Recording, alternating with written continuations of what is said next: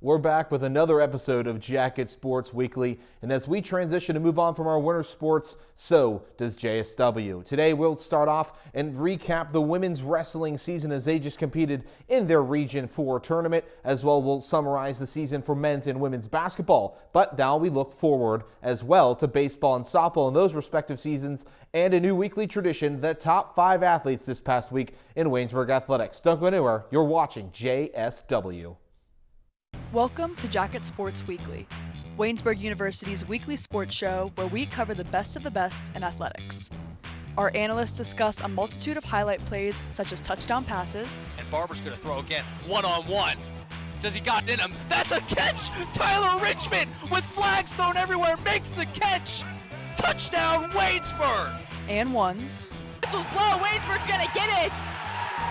Suggs is going to pull away here, go for the layup, and it's going to fall in and one! PJ Suggs! And home runs. Higgins drives one to left field. The left fielder running back, and that ball is out of here. Grace Higgins. Join us every Wednesday to see what's new in Waynesburg University athletics.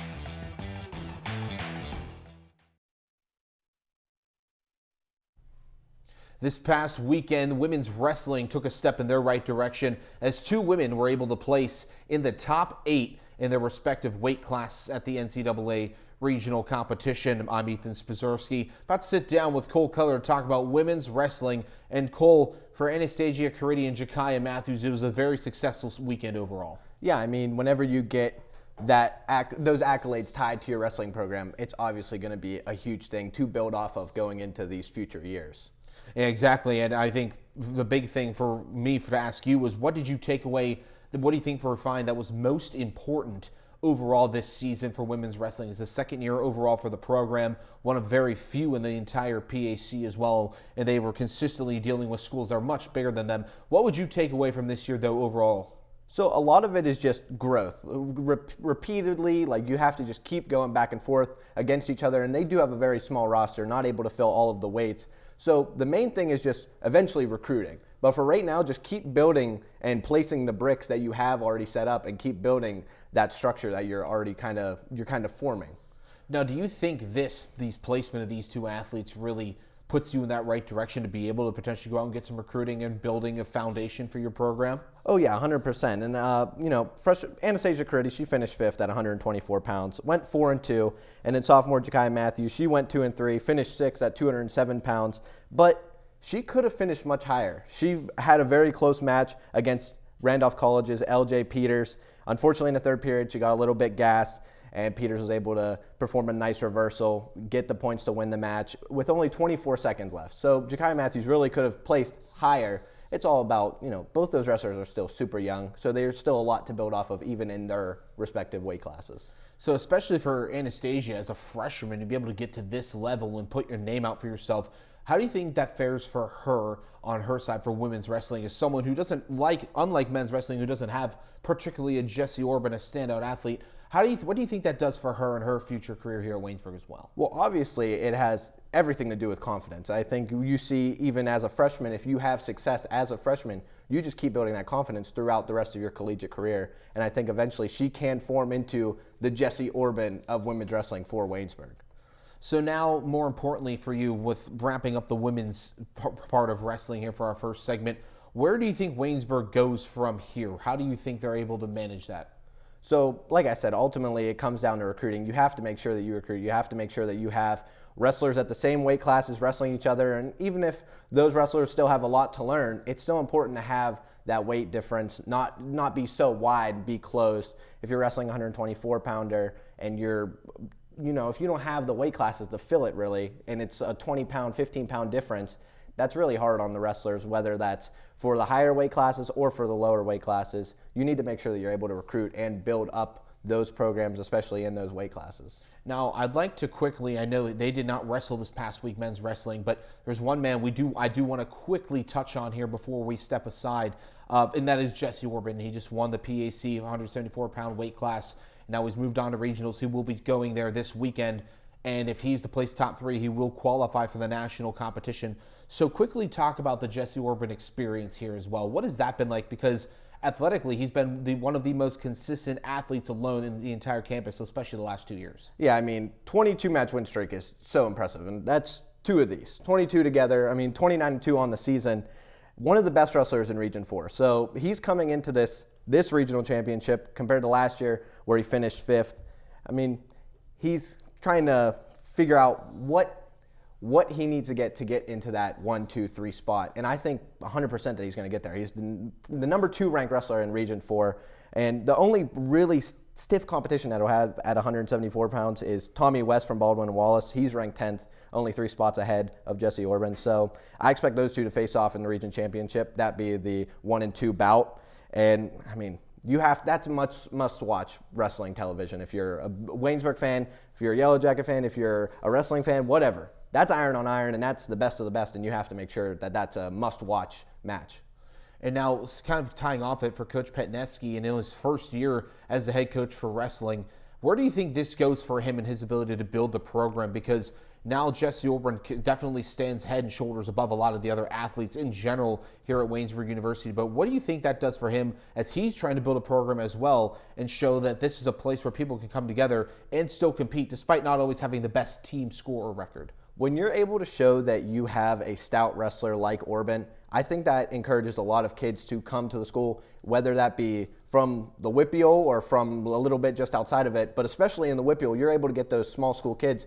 Orban, Chartier, Houston alum, I mean, that's a small school. If you're able to get those small school kids who aren't getting looked at by big programs and you're able to build that program very slowly, I mean, it's going to have success. Whippeal's best wrestling area in the whole entire country. All right, quote it, put it in the book. Cole Keller giving a prime report here. But thank you, Cole. Appreciate you coming up, debriefing and finishing up the wrestling segment with us. But now we transition over to the hardwoods as we're going to put a season recap as well for men's and women's basketball and how they fared against W&J. Don't go anywhere. You're watching Jacket Sports Weekly.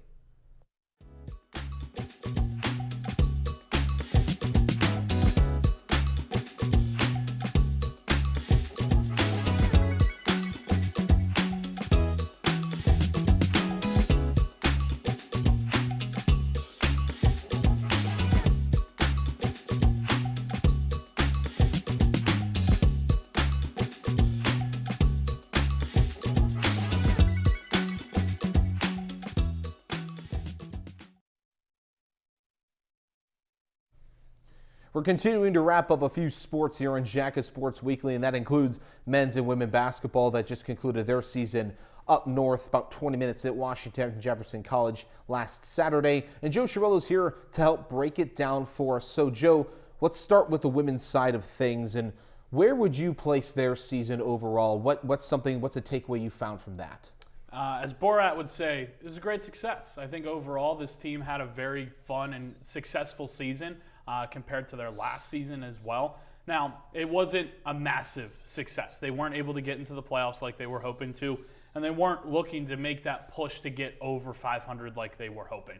But they were still able to make it a good season. It was 12-13 overall, and I think their best friends overall were rebounding and their tempo. They were able to find the tempo they wanted throughout the season and getting their rebounds with their 3 bigs of Miller, Wazalowski, and Moorbacher.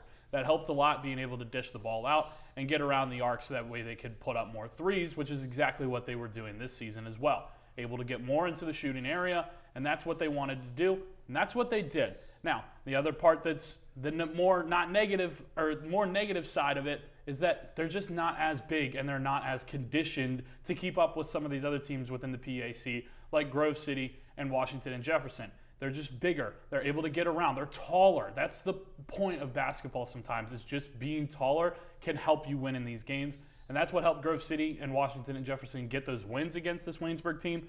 So overall, I think their shooting was great as a team overall. Their rebounding was great as a team overall. But when it really came down to those key wins they needed to get against those key teams that have those taller, bigger builds, it just didn't work out for them. In this case, just be more confident you're shooting against those teams. It could be a game changer for them next season. So speaking of game changers, it's going to be a little bit of an interesting transition. For the first time in about 2 years, Waynesburg University women's basketball is going to be losing players, and that includes 1,000-point scorer Callista Friday. That includes Tori Wazalowski, Madison Platt, Liv Ammons, Clara Page Miller, So what does Waynesburg do now to look forward to the future? Because there's still a lot of talented juniors on this roster this year that really made an impact and were consistent scores day in and day out. So I'll let you be the one to handle that. But what would you say you're looking forward to most with this junior class? Well, I think the biggest thing is congratulations to the seniors. They had an amazing career here at Waynesburg. Tori Wazalowski, Claire Page Miller, Calissa Friday, Liv Ammons, Maddie Platt, and Aubrey Burns. Had an amazing, successful few seasons here with Waynesburg, and they were able to rebuild this team with Sam Jones at the helm. I think that the biggest thing for this junior class is to take ownership of this team now. You had this team that had captains of Burns and Miller that are now going to be leaving. You have Wazalowski, who was down in the paint along with Miller, getting those rebounds and putting them back up for points.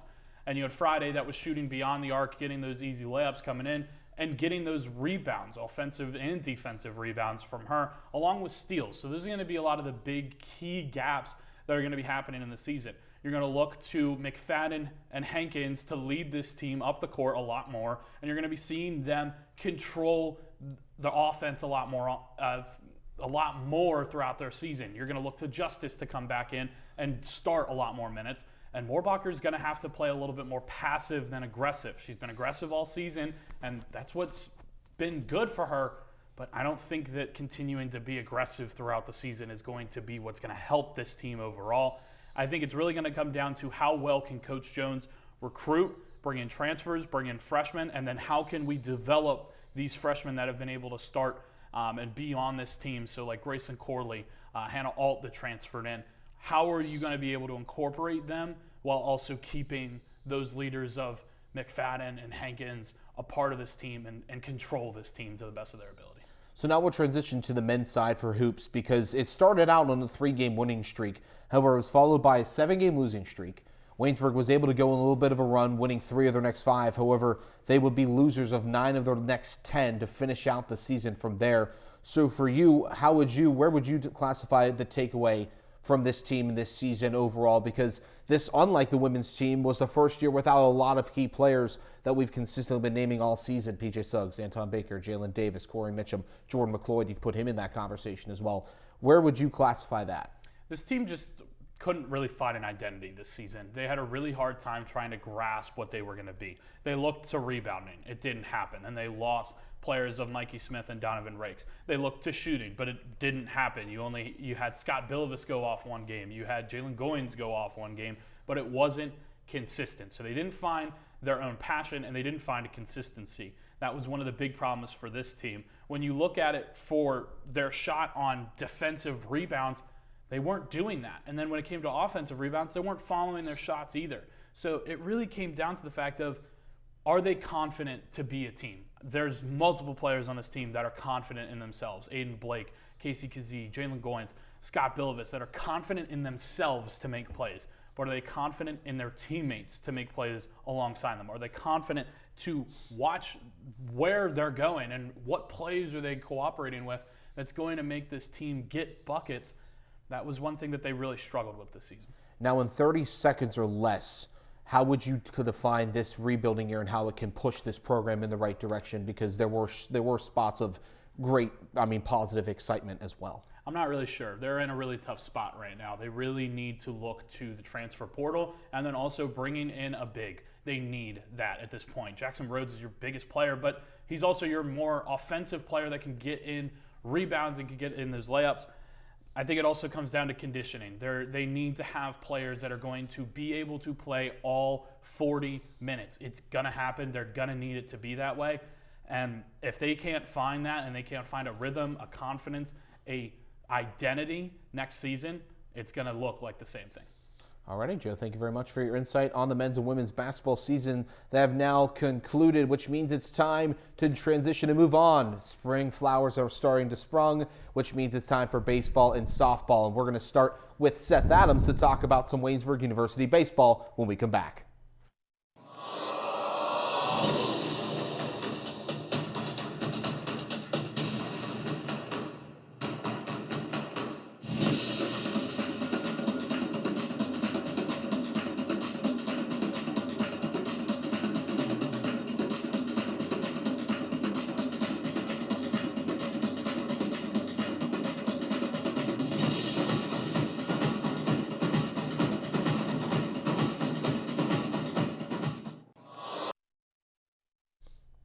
Welcome back to the desk here to preview our first spring sport for men's baseball. Ethan Spozarski again up on the desk is now Seth Adams is joining us to talk about this upcoming season. And Seth, so far it's been a pretty good start to their season. Baseball team 2-2. So talk to us about the first 4 games. What did you take away so far through these first 4 games of the season? Well, no offense to them, but anything could be a lot better than last season. Only having 7 wins, they got 2 already, so they're about a fourth of the way there already to their win total last year, and they had a sweep for the first time in a long time since LaRoche last week. But a 5-4 win against LaRoche, a 5-3 win. The pitching really came together in this one. Gavin Pratt went 4 innings. Ethan Earhart went 5 innings in game 2. Earhart was a little rocky at first, but got things together, and then they had a great end to the game. Waynesburg would score 3 unearned runs, which not a good way to win the game, but still an effective way. In this series overall, Eli Boring in the first game, he went 2 for 4. He had 2 RBIs with a double. Trent Giraffe had an RBI. Pratt had an RBI. So this series was really solid, and I'm very happy to see that from them. But for this Elmira series, it's a little disappointing. It wasn't something that you want to kind of bounce off of for your trips before Florida or your games before Florida. But game 1, they lost 4-3. Run to score started, only went 1 inning, and only allowed 3 hits and 1 walk. But Ofer only allowed 3 hits and 1 walk after coming into that game after him. But it was bases loaded in the 9th. They didn't capitalize on that. It just wasn't a solid series from them. They played a 9-inning and then a 7-inning game against them, which was a little strange in my opinion. But overall, the second series was not nearly compared to the first one against LaRoche.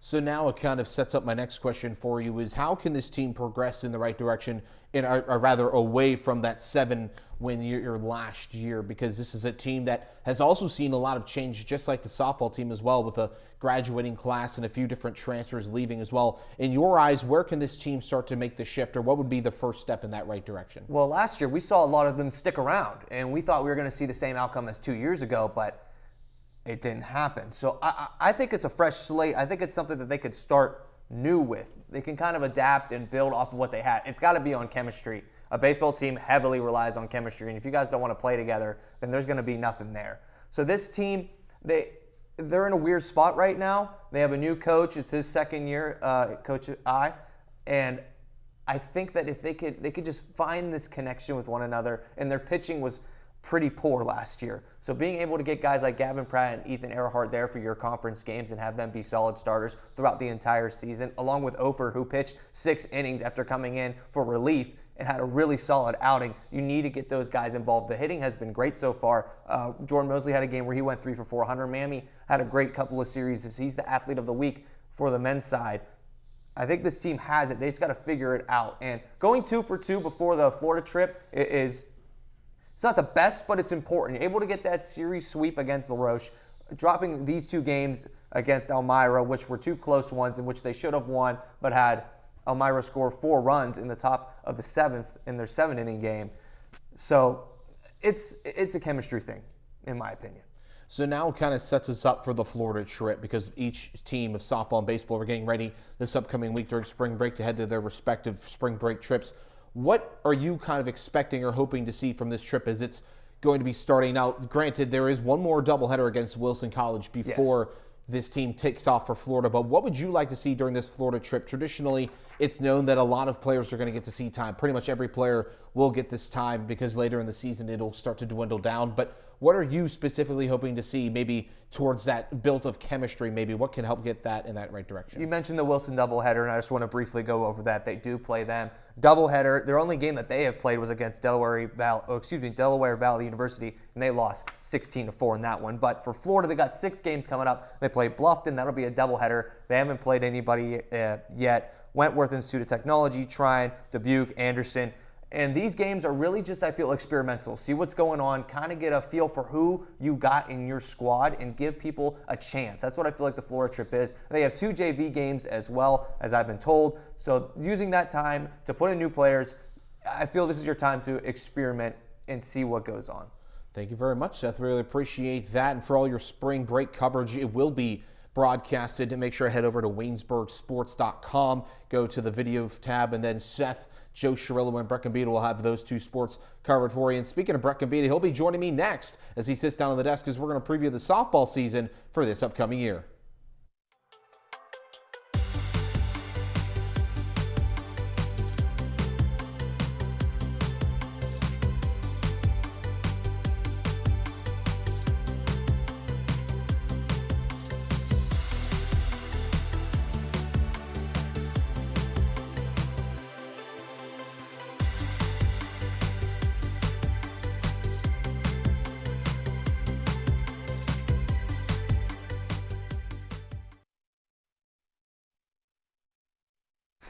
Now we transition into another sport that's getting ready to get their season underway as we're getting ready to record this. Myself, Ethan Spozarski, now will be joined by Mr. Multi-Sport Man himself, Brett Gombita, to sit down and talk some Waynesburg University women's softball. Now, Brett, last year was a year a little left to be desired from the standards of what softball's left us, and with that, there's a new transition as well because there's been a lot of loss of talent provided here with this losing senior class as well. Oh, yeah, Grace Higgins, one of the best hitters here in program history, hit .476 last year. That's a program record. Sydney Wilson as well, another key loss. She's actually now on the coaching staff, one of the best pitchers here ever as a softball player. And then Brianna Rice, another one, hit .307 last year, won PAC Hitter of the Week. Just, yeah, the talent loss, it's there, but these underclassmen, they're going to have to step up. Some of them were on that team, and those two teams, I should say, that won back-to-back PAC championships in 22 and 23, so they're going to have to kind of be the leaders now. So speaking of which, that involves stepping up, and there's going to be a lot of people on the depth chart. They're going to have to step up and find themselves getting more playing time as well. Can you name just some people that maybe we should look out for as the season's about to get underway?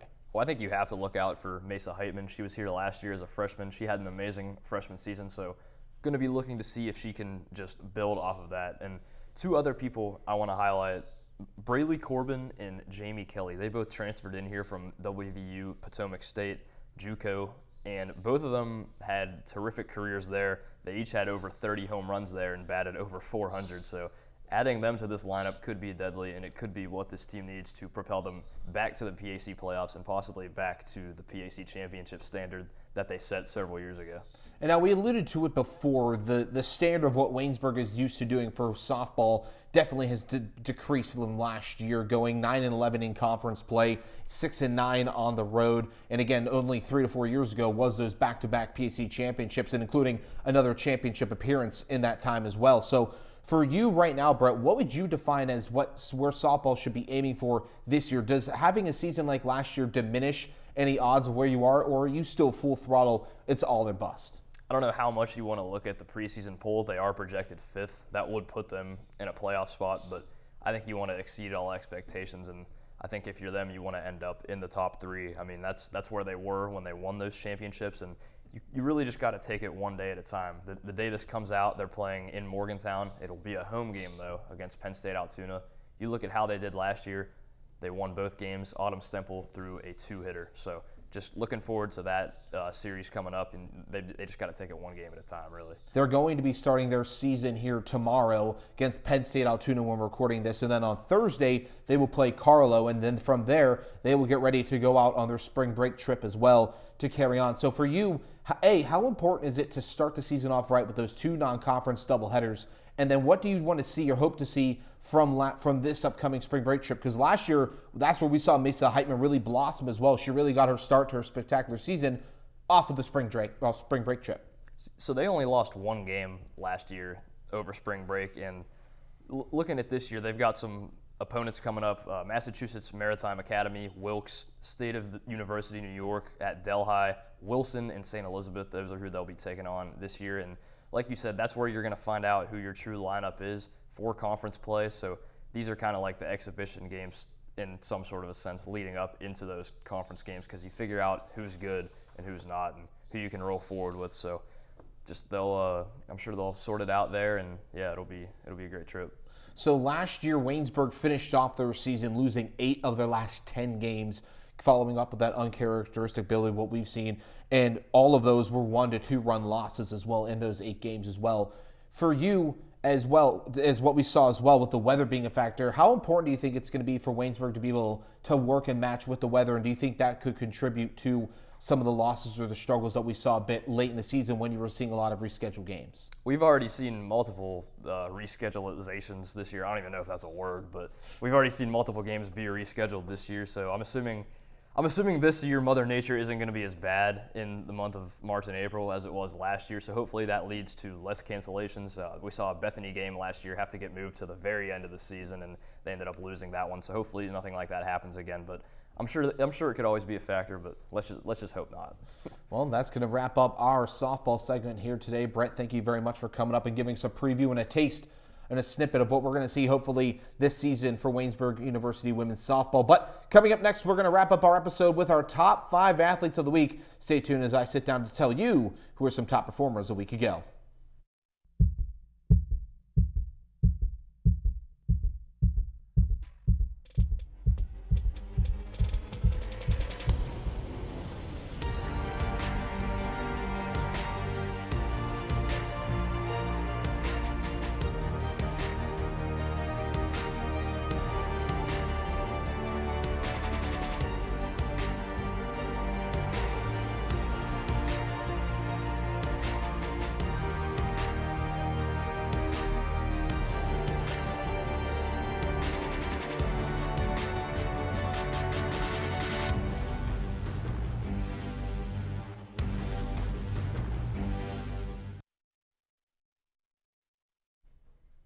We've had some time to sit down and talk about all the past sports from this past week. We've wrapped up all of our winter sports, and we've transitioned to some of our spring sports. But we wouldn't be doing anyone any justice without going through our top 5 athletes this past week in Waynesburg athletics. So let's kick it off and integrate both spring and winter sports. Start out with number 5.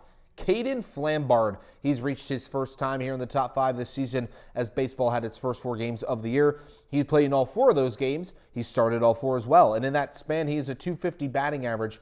He's eclipsed 3 runs, has a hit along with 2 RBIs in his name, as well as a .600 on base percentage as well. Flambard has shown that he's going to be a key piece early on here to this transitioning Waynesburg baseball team to see how they transition away from that 7-win season just a year ago. Moving on to number 4, we're going to stay with the men's baseball team and go to Eli Boring, another familiar name, however, one that will be continuing to provide as we've seen through the first 4 games this season. He's played in 4 games. He's also started all 4 as well, to same to Flambard. He's a .333 batting average right now. He has 3 hits. He has 3 runs. He also has eclipsed a double with 3 RBIs and a .438 on base percentage as well. You're seeing a lot of these younger guys really step up into the mold for baseball, and I think that Flambard and Boring have shown that early on. Boring was the one to really knock it open against LaRoche in game 1 to get that 2 RBI double. I think that's going to something that will translate all year round, and that'll really help this baseball team as they're looking to get back in the right direction as they were 2 years ago when they made the PAC tournament.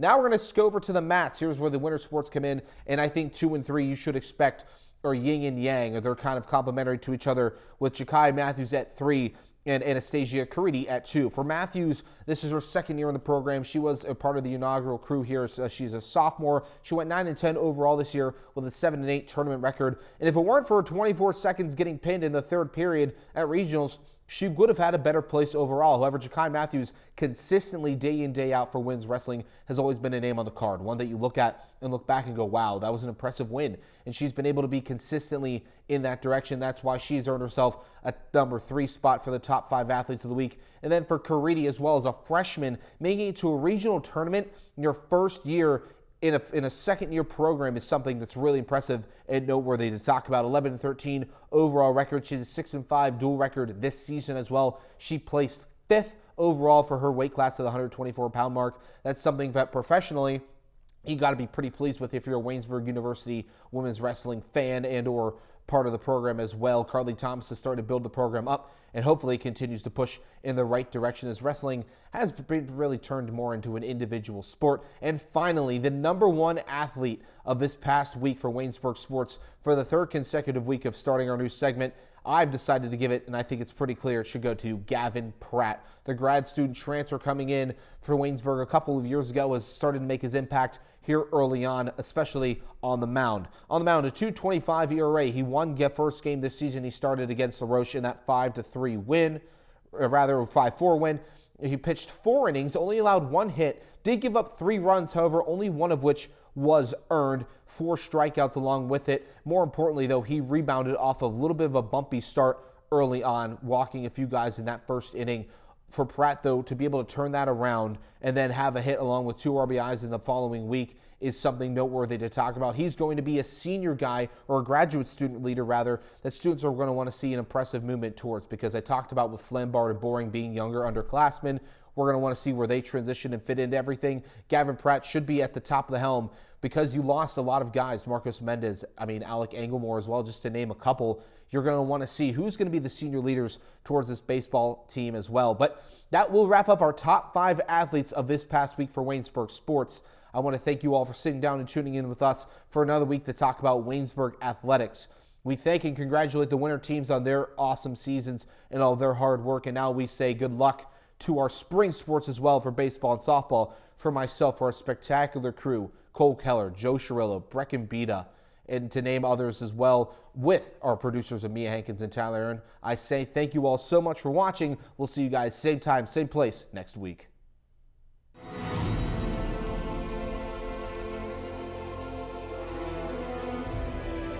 This has been a production of Waynesburg Community Television.